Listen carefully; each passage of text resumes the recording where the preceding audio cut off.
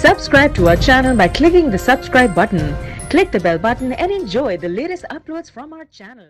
Alhamdulillah Rabbil Alameen Wassalatu wassalamu ala Rasulihil Kareem Muhammad ibn Abdullah al-Amin wa ala alihi wa sahbihi ajma'in. Amma ba'd, فإن سيدنا وحبيبنا وقدوتنا ونور عيوننا ونور بصيرتنا وبصائرنا محمد بن عبد الله الأمين يقول في حديثه المبارك الكريم: من أصبح منكم آمنا في سربه معافا في جسده وعنده قوت يومه كأنما حيزت له الدنيا، أو كما قال عليه الصلاة والسلام. رواه الإمام الترمذي في سننه، وكذلك رواه الإمام البخاري في الأدب المفرد، وحسنه الشيخ الألباني فی سلسلۃ الاحادیث الصحیحہ. میرے عزیز طلباء، نوجوان دوستوں اور ساتھیوں، میرے عزیز بچوں اور میرے دینی بھائیوں، اللہ تعالیٰ نے ہم لوگوں پر بہت سارے احسانات کیے ہیں. اللہ تعالیٰ کے اتنے احسانات ہیں کہ آپ گننا چاہے تو گن نہیں سکتے ہیں. یہ بات خود قرآن کریم نے کہی ہے: وَإِن تَعُدُّوا نِعْمَةَ اللَّهِ لَا تُحْصُوهَا. اگر تم اللہ کی نعمتوں کو شمار کرنا چاہو تو شمار نہیں کر سکتے. اور سورہ رحمان میں اللہ تعالیٰ نے بار بار کہا ہے: فَبِأَيِّ آلَاءِ رَبِّكُمَا تُكَذِّبَانِ. اے انسانوں، اے جناتوں، تم اپنے رب کی کن کن نعمتوں کو جھٹلاؤ گے؟ تم اپنے رب کے کن کن احسانات کو جھٹلاؤ گے؟ تم اپنے رب کے کن کن انعامات کو جھٹلاؤ گے؟ ایک انعام ہو تو اسے چھوڑا جا سکتا ہے، بھولا جا سکتا ہے. یہاں تو سراپا انعام ہی انعام ہے. اللہ تعالیٰ نے ہمیں وجود بخشا، ہمارے اعضاء صحیح سالم عنایت فرمائے، ہماری آنکھیں پوری طرح کام کر رہی ہیں، ہمارے ہاتھ پوری طرح کام کر رہے ہیں، ہماری ناک اور ہمارے کان پوری طرح کام کر رہے ہیں. ہمیں اللہ نے قوت گویائی دی ہے، ہم صحیح طرح سے چیزوں کا مزہ چکھ لیتے ہیں. جو زبان کا ذائقہ اور جو زبان کی خاصیت ہے، اللہ نے ہمیں ٹانگیں دی ہیں، پاؤں دیے ہیں کہ ہم آسانی سے کہیں بھی جا سکتے ہیں. اللہ تعالیٰ نے اپنی بے پناہ ہوائیں ہمیں دی ہیں، بے پناہ پانی کی نعمتیں اللہ نے دی ہیں. اور پھر کھانا کھانے اور کھانا کے ہضم ہونے کا جو نظام ہے، جو اللہ نے ہمیں دیا ہے، یہ پورا سسٹم جو اللہ کا دیا ہوا ہے، اس پورے سسٹم پہ آپ غور کیجئے تو یہ سب اللہ کی طرف سے انعام اور اکرام ہیں. ہم تو کسی لائق نہیں تھے، بلکہ ہمارا وجود نہیں تھا. ہم اور آپ تو معدوم تھے. ہمیں جو وجود بخشنے والی ذات ہے، وہ ذات اللہ جل جلالہ کی ہے. وہ ذات پروردگار عالم کی ہے، جو رب کائنات ہے، جس نے ساری کائنات کو اور ساری دنیا کو بنایا اور پیدا کیا ہے. تو ہم اپنے رب کے کن کن احسانات کا انکار کریں اور کن کن احسانات سے مکریں گے؟ اتنی نعمتیں ہیں، اتنے انعامات ہیں، اتنے احسانات ہیں کہ اس کا ہم اور آپ حساب بھی نہیں لگا سکتے. اگر اللہ کی نعمتوں کو ہم شمار کرنا چاہیں، شمار نہیں کر سکتے ہیں. یہ قرآن کریم نے صراحتاً کہا ہے، وضاحتاً کہا ہے. جو آیت میں نے آپ کے سامنے تلاوت کی کہ وَإِن تَعُدُّوا نِعْمَةَ اللَّهِ لَا تُحْصُوهَا. اللہ کی نعمتوں کو شمار کرنا چاہو شمار نہیں کر سکتے ہو. اور سورہ رحمان میں ایک دو نہیں بلکہ متعدد نعمتوں کو اللہ نے گنایا ہے. اور ہر ایک آیت دو آیت کے بعد اللہ تعالیٰ نے فَبِأَيِّ آلَاءِ رَبِّكُمَا تُكَذِّبَانِ کہہ کے ہمیں احساس دلایا ہے کہ انسانوں تم ناشکری بہت کرتے ہو. اے انسانوں تمہارے اندر شکر کا مادہ کم ہے. اے انسانوں تم میں شکر کرنے والے انتہائی کم لوگ ہیں. اسی لیے احسان اللہ نے گنایا اور کہا، بار بار کہا کہ انس اور اے جن، اے انسانوں اے جناتوں، تم اپنے رب کی کن کن نعمتوں کو جھٹلاؤ گے. خلاصہ کلام یہ کہ دوستو، اللہ تعالیٰ کی ایک دو نہیں ہزارہا نعمتیں، ہزارہا نہیں اگر کہا جائے تو زندگی کا ہر پل، زندگی کا ہر لمحہ اور زندگی کا ہر سیکنڈ اللہ کی طرف سے نعمت ہے. میں ابھی آپ کے سامنے بول رہا ہوں، آپ ہمارے سامنے سن رہے ہیں. ہماری قوت گویائی بھی اللہ کے فضل سے اچھی ہے. آپ کی قوت سماعت بھی اچھی ہے. آپ کو بھی اللہ نے قوت گویائی دی ہے، ہمیں بھی اللہ نے قوت سماعت دی ہے. اور دیگر چیزیں سب صحیح سالم ہیں. سانس کا نظام، تنفس کا نظام، دل کے دھڑکن کا نظام سب ٹھیک سے چل رہا ہے. آپ میری باتوں کو سن رہے ہیں اور میں آپ کو خطاب کر رہا ہوں. اگر اللہ چاہے تو یہ نعمت چھین لے، اللہ چاہے تو منٹوں اور سیکنڈوں میں قوت گویائی چھین لے ہو، لیکن اس کے انعامات ہیں، اس کی نعمتیں ہیں، اس کی نوازشیں ہیں. ہمیں چاہیے کہ ہر لمحہ ہم اللہ تعالیٰ کے سامنے شکر ادا کریں اور ہمارا کوئی کام ایسا نہ ہو جو رب ذوالجلال کے شکر سے خالی ہو. اسی پس منظر میں میں نے آپ کے سامنے آقا صلی اللہ علیہ وسلم کی ایک حدیث پڑھی ہے جس کو امام ترمذی علیہ الرحمہ نے سنن ترمذی میں روایت کیا ہے.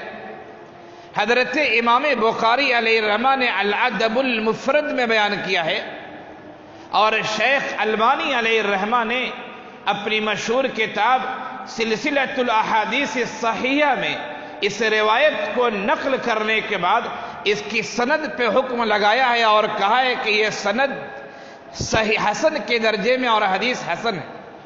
آقا نے کیا فرمایا؟ ابھی خطبے میں میں نے وہ حدیث آپ کے سامنے پڑھی. آقا صلی اللہ علیہ وسلم کا ارشاد گرامی ہے، من اصبح منکم آمنا فی سربہ معافا فی جسدہ وعنده قوت یومہ کأنما حیزت لہ الدنیا. فرمایا کہ تم میں سے جو آدمی اس حالت میں وہ اپنے گھر میں، اپنے آل و اولاد کے درمیان، اپنے بال بچوں کے درمیان صبح کرتا ہے کہ اسے اطمینان نصیب ہے، اسے امن و سکون نصیب ہے. اس حدیث میں تین باتیں اصل کہی گئی ہیں. نمبر ایک، جسے امن و سکون حاصل ہو. نمبر دو، جسے صحت و تندرستی حاصل ہو. نمبر تین، جس کے پاس ایک دن کی بھی خوراک موجود ہے. آقا نے فرمایا کہ گویا کہ اس کے لیے پوری دنیا سمیٹ دی گئی ہے، اس کے پاس پوری دنیا موجود ہے. آپ غور کریں ایک انسان دنیا میں چاہتا کیا ہے؟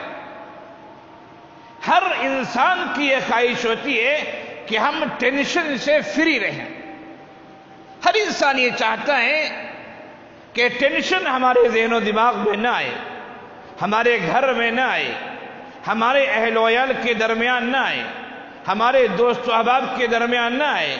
اور اگر آگے بڑھ کے کہا جائے اور انسان کا ذہن اگر وسیع ہے تو انسان یہ سوچے گا کہ ہمارے ملک میں بھی ٹینشن نہ آئے. ٹینشن سے جو اعتدال کی حالت ہوتی ہے وہ خراب ہو جاتی ہے. ایک انسان صحیح ہے، بھلا مانوس ہے اور وہ پڑھ رہا ہے، لیکن اچانک اس کے پاس ایسی خبر آئی کہ جس کی وجہ سے اس کا دل دھڑک گیا، جس کی وجہ سے وہ پریشان ہو گیا. پھر پڑھنے میں جیسے اس کا ذہن لگنا چاہیے اس کا ذہن نہیں لگتا، اور پھر وہ ٹینشن کا شکار ہو جاتا ہے، وہ فکر مند ہو جاتا ہے، وہ افکار و خیالات کی دنیا میں کھو جاتا ہے، وہ سوچنے لگتا ہے کہ آخر اس مصیبت کو دور کیسے کیا جائے، اس پریشانی کو ختم کیسے کیا جائے، وہ فکر مند ہو جاتا ہے۔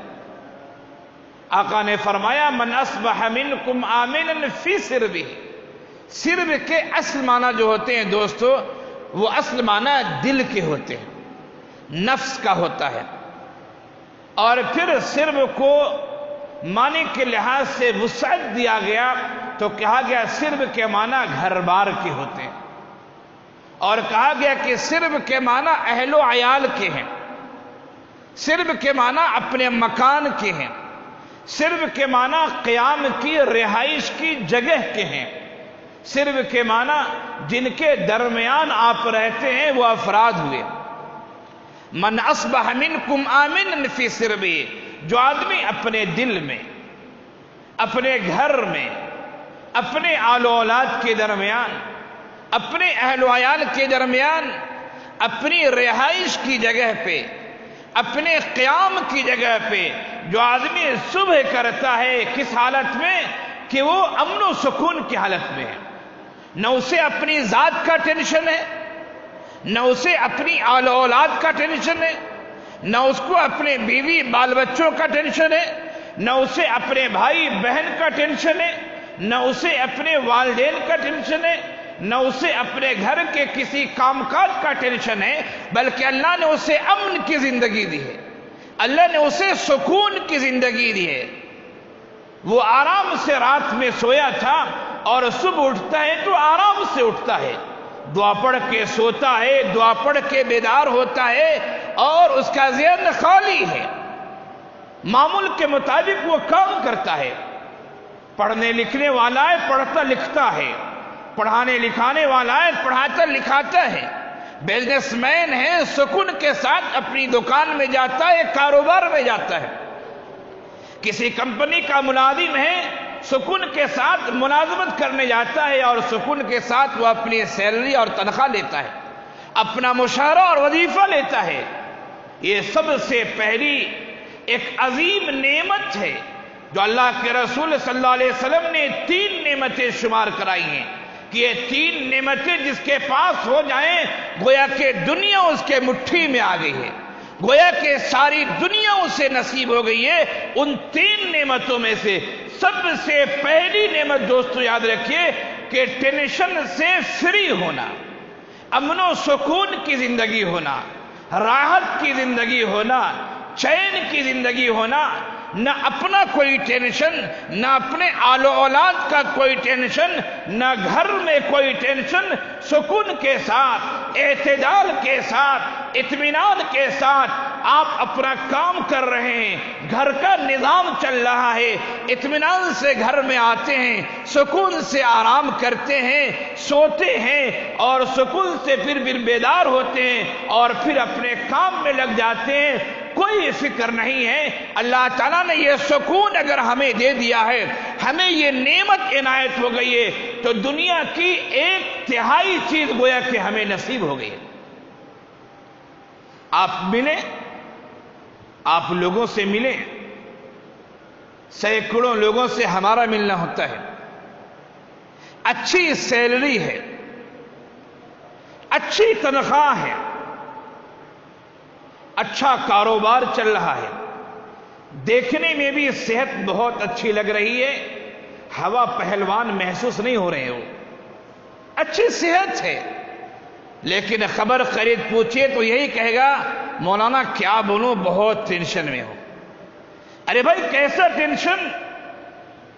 تنخواہ 1 لاکھ کے آس پاس آپ کی ہے، بچہ اچھا کما رہا ہے، کوئی امریکہ، کوئی کینیڈا، کوئی لندن میں ہے، بہترین بنگلے ہیں، 1-2 جگہ نہیں متعدد جگہوں پہ بنگلے ہیں، شاندار گاڑی ہے، سب کچھ ہے، پھر کہتے ہیں ٹینشن میں ہوں۔ دل کو راحت نہیں ہے، دل کو سکون نہیں ہے۔ سکون نہ ہونے کے مختلف وجوہات ہو سکتے ہیں۔ اللہ سے رشتہ کمزور ہے، ہائے ہائے کی دوڑ لگی ہوئی ہے. آج اتنا مال ہو گیا، ہائے کل اتنا مال ہو جائے، کل اتنا مال ہو جائے. ٹینشن مال کا بھی ہو سکتا ہے. آل و اولاد کی اچھی تربیت آپ نے نہیں کی ہے، آل و اولاد آپ کو نہیں پوچھتے ہیں. ٹینشن آل و اولاد کا بھی ہو سکتا ہے. آپ نے شادی کی تھی، مالدار گھرانے کو دیکھ کے آپ نے شادی کی تھی، حسب و نسب کو دیکھ کے آپ نے شادی کی تھی، حسن و جمال کو دیکھ کے آپ نے شادی کی تھی. شادی میں آپ نے دینداری کو نہیں دیکھا تھا، بیوی کی وجہ سے ٹینشن میں آپ مبتلا ہے. آپ سے جن لوگوں کی دوستی ہے وہ ایسے لوگ ہیں جو آپ سے حسد کرتے ہیں، دشمنی کرتے ہیں، آپ کی ٹانگ کھینچنا چاہتے ہیں. دوست و احباب کی جانب سے ٹینشن. ٹینشن کے مختلف وجوہات ہو سکتے ہیں. اگر آپ کو اللہ نے امن و سکون دیا ہے، اگر آپ آرام سے اپنا کام کر رہے ہیں، آپ اپنی بیوی اور اپنے آل و اولاد سے، اہل و عیال سے خوش ہیں، آپ طالب علم میں اچھی طرح سے پڑھ رہے ہیں، ہم اساتذہ کی فہرست میں ہیں، ہم سکون سے کام کر رہے ہیں. آپ میں سے کچھ لوگ تجار ہیں، وہ آرام سے سکون کے ساتھ اپنا کاروبار کر رہے ہیں، کوئی ٹینشن نہیں ہے. دوستو سمجھ جائیے کہ اللہ نے دنیا کی 1/3 نعمت آپ کو دے دی ہے. 1/3 نعمت یہ ہے کہ انسان ٹینشن سے فری رہے. گھر میں، آفس میں اٹھتے بیٹھتے، سوتے جاگتے، چلتے پھرتے، پڑھتے ٹہلتے، کاروبار کرتے، ہر جگہ انسان سکون کے ساتھ صبح کر رہا ہے، سکون کے ساتھ شام کر رہا ہے. 1/3 دنیا آپ کو مل گئی ہے. دوسری چیز جو بہت بڑی نعمت اللہ کے رسول صلی اللہ علیہ وسلم نے ہمیں اور آپ کو بتائی ہے، وہ یہ ہے معافن فی جسدہ. اپنے جسم کے لحاظ سے، اپنی جان کے لحاظ سے صحت و عافیت میں انسان ہو. یہ بھی دنیا کی 1/3 آپ کو دی گئی. صحت کو معمولی نہ سمجھیے. آقا نے فرمایا کہ 5 چیزوں سے پہلے، یعنی اسے کر لینے کی کوشش کرو، جلدی کرو. اسی میں فرمایا آقا صلی اللہ علیہ وسلم نے کہ بیماری سے پہلے حالت صحت کو غنیمت سمجھو، حالت مرض سے پہلے حالت صحت کو غنیمت سمجھو، اور جو کام بن پڑتا ہے جلدی جلدی نیکیاں اچھائیاں کام کر لو. صحت و تندرستی بہت بڑی نعمت ہے. میں جب لکھنؤ میں پڑھ رہا تھا، 10 سال میں نے لکھنؤ میں تعلیم حاصل کی، 5 سال دارالعلوم ندوۃ العلماء میں، اور اس سے پہلے 5 سال دارالعلوم ندوۃ العلماء کی ایک شاخ ہے جامعہ سید احمد شہید، وہاں 5 سال میں نے تعلیم حاصل کی. اس طرح 10 سال لکھنؤ میں میرا رہنا ہوا. اس سے پہلے 1 سال میں نے سیتا مڑھی کے ایک مدرسے میں، مدرسہ اصلاح المسلمین میں تعلیم حاصل کی، اور پھر اس سے پہلے 4 سال میں نے اپنے گاؤں کے قریب میں ایک گاؤں ہے ابا بکر پور، وہاں کے ایک مدرسے میں میں نے تعلیم حاصل کی. اس سے پہلے والدہ کے پاس تعلیم ہوئی. ندوۃ العلماء کے بعد 5 سال میرا مصر میں رہنا ہوا ہے. میں بتانا یہ چاہ رہا ہوں کہ میرے والد محترم، اللہ ان کو غریق رحمت کرے، ان کی قبر کو اللہ نور سے بھر دے، روضۃ من ریاض الجنہ اللہ ان کی قبر کو بنا دے. جب بھی وہ ہمیں خط لکھتے تھے، 25 پیسے کا پوسٹ کارڈ ملتا تھا. جب بھی انہوں نے ہمیں خط لکھا ہندوستان میں اور ہندوستان سے باہر، انتردیشی ایک ہوتا ہے جو باہر ودیش جانے کے لیے خاص قسم کا گورنمنٹ کا لفاف ہوتا ہے، وہ اس میں خط لکھتے تھے. جب بھی وہ خط لکھتے تو میرے والد محترم ہمیشہ یہ لکھتے، بیٹا تندرستی 1000 نعمت ہے. ان کے خط میں کسی نہ کسی لحاظ سے یہ جملہ ضرور ہوتا کہ تندرستی 1000 نعمت ہے. اپنی صحت کا خیال رکھنا. شعر ہے تنگ دستی اگر نہ ہو غالب. غالباً اسی طرح شعر ہے، اگر میری یادداشت ساتھ دے رہی ہے تو تنگ دستی اگر نہ ہو غالب تندرستی ہزار نعمت ہے. اگر آدمی محتاج نہیں ہے، مال و دولت کی پریشانی نہیں ہے، آدمی کے اندر مسکنت اور غربت نہیں ہے، آدمی کے اندر فقر و فاقہ نہیں ہے، تو صحت و تندرستی ہزار نعمت ہے. صحت آپ لاکھ کوشش کر رہے ہیں، جیسی صحت اللہ تعالیٰ دیتا ہے آپ ویسی صحت پیسوں سے نہیں خرید سکتے ہیں.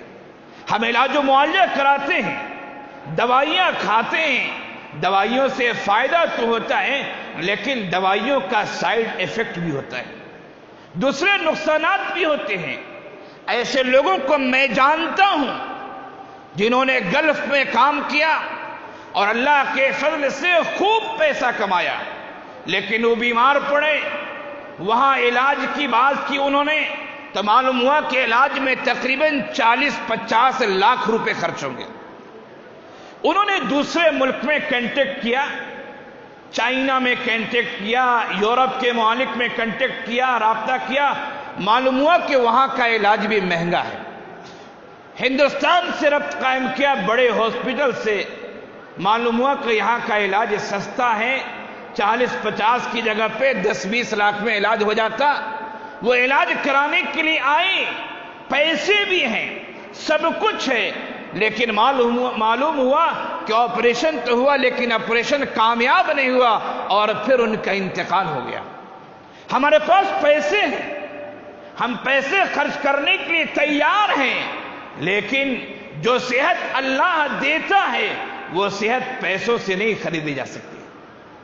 علاج کرانا ہے، بیمار پڑے علاج کرانا ہے، وہ بھی شریعت کا حکم ہے، لیکن اگر اللہ نے بیماری سے پہلے آپ کو صحت دے رکھی ہے اس صحت کی قدر کیجیے، اس صحت کو غنیمت جانیے. اور اگر خدا نخواستہ بیمار پڑے، بیماریاں آتی ہیں تو پھر علاج کرائیں، پھر صحت ملے، اللہ کا شکر ادا کیجیے. صحت و تندرستی ہزار نعمت ہے. صحت کو اگر اللہ شفا یابی نہ دے، صحت سے نہ رکھے تو انسان کے بس کی بات نہیں کہ وہ کسی دکان سے اور کسی ڈاکٹر سے خرید لے. صحت کو غنیمت سمجھیے، تندرستی کو غنیمت سمجھیے. اگر آپ بیماری سے دور ہیں، اللہ تعالی ہم سب کو دور رکھے، بیماری سے دور ہیں تو گویا کہ دنیا کی 1/3 آپ کو اللہ نے نعمت دے دی ہے. اور فرمایا تیسری چیز وَعِنْدَهُ قُوتُ يَوْمِهِ، ایک دن کی خوراک اگر ہمارے پاس موجود ہے ہمیں خوش ہونا چاہیے کہ اللہ تعالیٰ نے صبح میں کھلایا تھا، شام کی خوراک اللہ نے دے رکھی ہے. یہ انسان ہے، انسان کے اندر بخل کا مادہ رکھا گیا ہے. انسان بخیل ہوتا ہے، انسان لالچی ہوتا ہے، انسان کے اندر حرص و ہوس ہوتی ہے. قد افلح من زکاها وقد خاب من دساها، جس نے اپنے نفس کو پاک کر لیا ہے. یہ نفس دونوں چیزوں سے مرکب ہے. میں بتاؤں آپ کو، اللہ نے جو نفس میں القاء کیا ہے وہ فجور کی چیزیں بھی ہیں اور وہ اچھائی کی چیزیں بھی ہیں. قرآن کریم نے اس کی وضاحت کی ہے کہ اللہ تعالیٰ نے دونوں طرح کی چیزیں انسان کے نفس میں القاء کیا ہے. ایک وہ چیزیں ہیں جو فرشتوں والی صفت ہے، اللہ کی بات ماننا، عبادت کرنا، اللہ کی طرف رجوع ہونا. اور ایک دوسری صفت ہے جس کو حیوانیت کہا جاتا ہے. حضرت شاہ ولی اللہ دہلوی علیہ الرحمہ کی اصطلاح میں، جو انہوں نے حجت اللہ البالغہ میں جو انہوں نے کہا ہے، اس کے لحاظ سے کہا جائے تو انسان کو 2 طرح کی صفتیں دی گئی ہیں. انسان صفت ملکوتیت، فرشتوں کی صفت سے بھی متصف ہے، اور انسان کے اندر صفت حیوانیت بھی ہے. انسان کو اللہ تعالیٰ نے دونوں طرح کے اوصاف دیے ہیں. انبیاء کو بھیجا گیا، رسولوں کو بھیجا گیا، آسمانی کتابیں نازل کی گئیں کہ ہم اپنے دل کی اصلاح کر کے جو انبیاء کا راستہ ہے، جو فرشتوں کا راستہ ہے، ہم اس راستے کو ترجیح دیں اور اس راستے پر ہم قائم رہنے کی کوشش کریں۔ تو میں یہ کہہ رہا تھا کہ انسان فطرتاً بخیل ہے، مال کی حرص و ہوس اس کے اندر بہت زیادہ ہے، اسی لیے آقا نے فرمایا کہ اگر ابن آدم کے لیے سونے کی ایک وادی ہو جائے، ایک بھرا میدان مل جائے جس میں سونا ہی سونا ہو، ابن آدم سوچے گا یا اللہ ایک وادی اور مل جاتی، ایک میدان سونے کا اور مل جاتا، 2 میدان مل جائے سونے کا، جواہرات کا، لال و گوہر کا، انسان سوچے گا یا اللہ ایک وادی اور مل جاتی، ایک میدان اور مل جاتا۔ آقا نے فرمایا حدیث کے آخر میں وَلَن يَمْلَأَ فَاهُ إِلَّا التُّرَابُ، وَلَن يَمْلَأَ فَاهُ إِلَّا التُّرَابُ، ایک میدان سونے کا مل گیا، کہہ رہا ہے کہ ایک اور مل جائے، ایک اور مل گیا، کہہ رہا ہے ایک اور مل جائے، ملتا جائے گا، اس کا حرص و ہوس ختم نہیں ہوگا یہاں تک کہ قبر کی مٹی اس کے منہ میں چلی جائے۔ وَلَن يَمْلَأَ فَاهُ إِلَّا التُّرَابُ، جب قبر میں ڈالا جائے گا اور قبر کی مٹیاں اس کے بدن سے ٹچ ہوں گی اور پھر جسم میں کیڑے مکوڑے لگیں گے اور پھر جسم ختم ہو جائے گا، آقا نے فرمایا قبر کی مٹی ہی اس کے منہ کو بھر سکتی ہے۔ انسان فطرتاً حریص ہوتا ہے، انسان کہتا ہے مالی مالی مالی، میرا مال میرا مال، فلاں بینک میں ہے میرا مال، فلاں بینک میں ہے میرا مال، فلاں پراپرٹی ہے میرا مال، فلاں بنگلہ ہے میرا مال، فلاں کار ہے میرا مال، فلاں دکان ہے میرا مال، انسان کہتا ہے مالی مالی، میرا مال میرا مال۔ آقا نے فرمایا سن لو غور سے، سن لو غور سے، جو تو نے کھا لیا وہ تیرا مال ہو گیا، جو تو نے پہن لیا وہ تیرا مال ہو گیا، جو تو نے صدقہ و خیرات کر دیا وہ تیرا مال ہو گیا، بینک میں جو رکھا ہوا ہے، بنگلے جو رکھے ہوئے ہیں اور ہیرے جواہرات ہیں وہ تیرا نہیں ہے، تیری آنکھ بند ہوگی، وراثت کے طور پر ورثے کو مال مل جائے گا۔ تو کہہ رہا تھا میرا مال میرا مال، نہیں نہیں تیرا مال نہیں ہے، کھا لیتا ہے تیرا مال ہو گیا، پہن لیتا ہے تیرا مال ہو گیا، اللہ کے راستے میں خرچ کر دیا تیرا مال ہو گیا، بقیہ مال کو تو دیکھتا ہے خوش ہوتا ہے، بس خوش ہوتا رہ، وہ تیرا مال نہیں ہے۔ میں یہ کہہ رہا تھا ایک دن کی روزی اگر ہمارے پاس کی، شرعی اعتبار سے، فقہی اعتبار سے، آپ 1 مہینہ نہیں 1 سال کی بھی روزی روٹی کا انتظام کر کے رکھ سکتے ہیں، اس سے زائد بھی رکھ سکتے ہیں، فقہاً شرعاً گنجائش ممانعت نہیں ہے، لیکن اگر کوئی ایسا آدمی ہے کہ اس کے پاس صرف شام کا کھانا ہے، شام کرتا ہے صرف صبح کا کھانا ہے، اسے بھی اپنے آپ کو غریب نہیں سمجھنا چاہیے، اسے بھی اپنے آپ کو فقیر نہیں سمجھنا چاہیے۔ کیا معلوم آپ کے پاس صبح کا ناشتہ موجود ہے، آپ سمجھ رہے ہیں کیا کھاؤں گا دوپہر میں، ابھی صبح آئی نہیں، آپ کو دوپہر کی فکر ہے، رات میں آپ سوئے، اللہ نے آپ کی روح قبض کر لی، دوپہر کا کھانا کیا ناشتہ بھی آپ نہیں کر سکے، آپ نے صبح کی ہے، اچھی حالت میں آپ نے ناشتہ کیا ہے، پیٹ بھر کر ناشتہ کیا ہے، آپ کے پاس دوپہر کا کھانا موجود ہے، آپ فکر مند ہیں شام میں کیا کھاؤں گا، ارے بھائی شام تک تو زندہ رہے گا تب شام کی باری آئے گی نا، ہو سکتا ہے تو دوپہر سے پہلے اٹھا لیا جائے، شام کی باری کہاں آئے گی۔ آقا نے فرمایا کہ اگر تم لوگ اللہ پر توکل اور بھروسہ کرو اور بھروسہ کر کے معاش کے رزق کی تلاش میں نکلو. پرندے اپنے گھونسلوں سے خالی پیٹ نکلتے ہیں. پرندے اپنے گھونسلوں سے خالی پیٹ نکلتے ہیں، لیکن شام میں جب پرندے آتے ہیں گھر، پیٹ بھرا ہوا ہوتا ہے. فرمایا اگر تم لوگ اللہ تعالیٰ پر ویسا بھروسہ اور اعتماد کرو تو اللہ تعالیٰ تمہیں رزق دے گا. تم اسباب اختیار کرو، وسائل اختیار کرو، ہاتھ پر ہاتھ دھرے مت بیٹھے رہو. یہ شریعت نہیں سکھاتی ہے. محنت کرو، اللہ تعالیٰ ضرور دے گا. تو یہ 3 چیزیں جس کے اندر ہو گئی مولوی صاحب. کون چیزیں؟ نمبر 1 کہ اللہ تعالیٰ نے ہمیں امن و سکون عنایت فرما دیا. نمبر 2 جسم و جان کے لحاظ سے اللہ نے ہمیں صحت و تندرستی دی.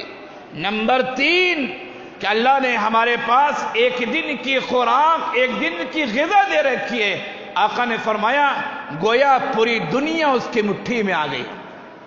روایت کے الفاظ ہیں جس کو میں نے شروع میں پڑھا تھا، پھر دہراتا ہوں. آقا نے فرمایا من اصبح منکم آمنا فی سربہ معافا فی جسدہ وعنده قوت یومہ کانما حیزت لہ الدنیا. جس نے اپنے گھر بار میں، اپنے آل و اولاد کے درمیان، اپنے قیام اور رہائش کی جگہ پہ، اپنے بال بچوں کے درمیان اطمینان و سکون کے ساتھ، بغیر کسی ٹینشن کے، اطمینان کے ساتھ صبح اس نے کی ہے، جسم و جان کے لحاظ سے وہ انسان صحت مند ہے، اس کے پاس ایک دن کی خوراک موجود ہے. پوری دنیا ہماری مٹھی میں آ گئی ہے. اللہ نے پوری دنیا کو ہمارے سامنے رکھ دیا ہے. انتہائی اہم حدیث ہے. اب اللہ کی نعمتوں کو یاد کرنے کے لیے، اللہ کی نعمتوں کو سمجھنے اور جاننے کے لیے، اور اللہ کا شکر ادا کرنے کے لیے یہ روایت امام ترمذی نے اپنے سنن میں بھی بیان کیا، حضرت امام بخاری نے الادب المفرد میں بھی بیان کیا، اور اس روایت پہ بعض لوگوں نے کلام کیا، لیکن روایت حسن درجے کی ہے. جیسا کہ شیخ البانی نے اپنی کتاب سلسلۃ الاحادیث الصحیحہ میں اس کو حسن درجے کی روایت قرار دیا ہے. اللہ تعالی ہم سب کو اپنی نعمتوں کی قدر کرنے کی توفیق عنایت فرمائے. اللہ تعالی ہمیں اور آپ کو شکر کے جذبے سے بھر دے. ہر لمحہ اٹھتے بیٹھتے چلتے پھرتے سوتے جاگتے کھاتے پیتے ہر لمحہ ہم اللہ کا شکر ادا کرتے رہے.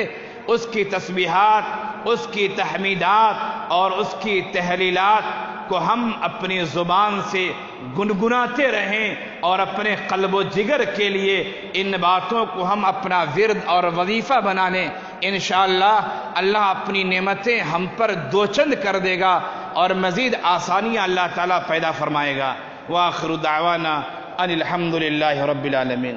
قل جاء الحق وزهق الباطل إن الباطل كان